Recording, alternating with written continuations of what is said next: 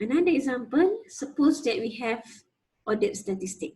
Okay, so we have x1 less than x2 less than xn. So this one is a random sample of size n with distribution. Probability density function is given as exponential negative x minus theta, where our x is greater than theta. So if we solve this one using the likelihood function to find MLE, we already know that the MLE, our theta hit in here, is given as minimum ordered statistic. So we will look at how we want to find the sufficient statistic. So again, we will construct the joint density function. So in this case, you have the product of xi theta.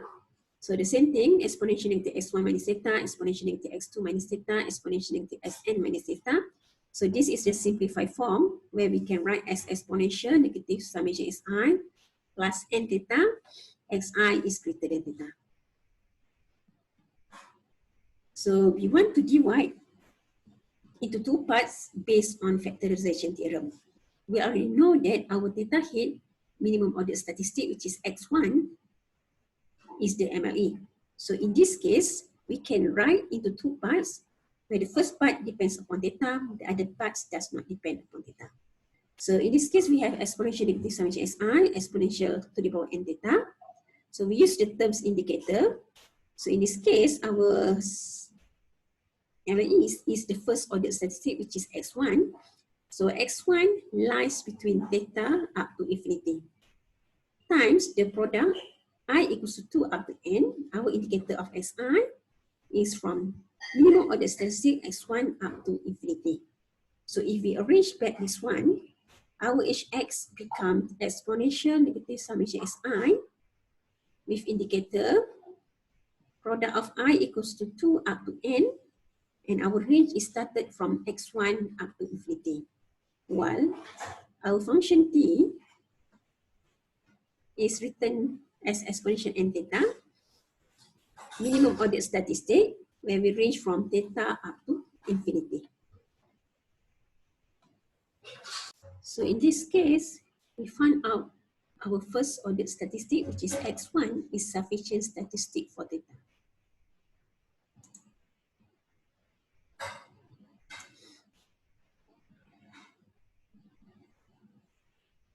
So again, we know that based on our MLE, our first order statistic is our theta hit.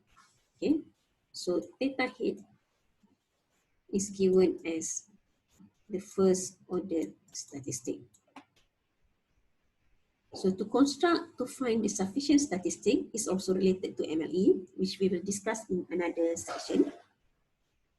So to build up here, that's mean if we have the joint PDF, we construct the joint PDF, we will get exponential negative summation si plus n theta. Okay. So if we split, we have exponential negative summation si, exponential n theta. So this first part does not depend upon theta. The second part, we have exponential n theta, but without x. So that means, since we know that this one is ordered statistic, so we will have indicator. We will have here indicator.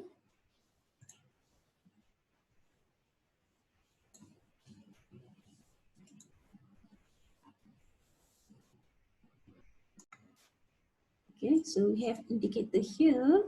So we have first order statistic.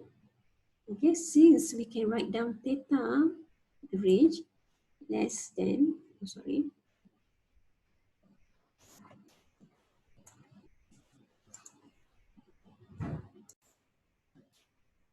So in this case, we have indicator x1, where we have the range from theta up to infinity, because this one is based on ordered statistics. So you have theta less than x1, less than x2, and then less than xn, less than infinity. Okay, so in this case, we have x1, first order statistic, So you have the range from theta up to infinity, while the rest you have the product I equals to 2 up to n.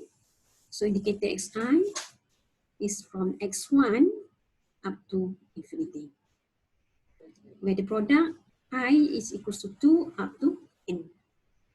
So we can write our hx is exponential negative summation si, indicator xi from I equals to 2 up to n. Okay, the range is x1 up to infinity. And the second sufficient statistic, we can have exponential and theta indicator x1, where our x1 is from theta up to infinity. So in this case, x1 is a sufficient statistic for theta.